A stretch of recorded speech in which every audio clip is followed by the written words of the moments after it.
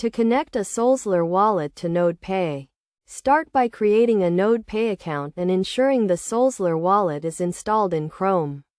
Log into the Solflare wallet by clicking on it, entering your password, and logging in. Next, navigate to the Nodepay app or website.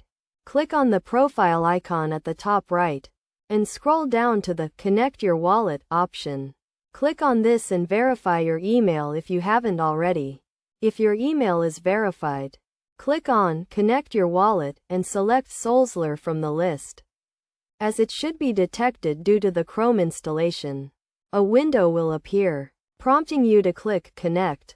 After a few seconds, click Verify, then Approve. If an error occurs, ignore it and repeat the process. If the issue persists, refresh the page. Go back to the Connect option.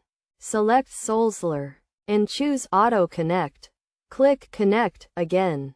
And once it says Connect Solflare successfully, click Verify and then Approve to complete the connection. To confirm, press Confirm and a link will be sent to your email.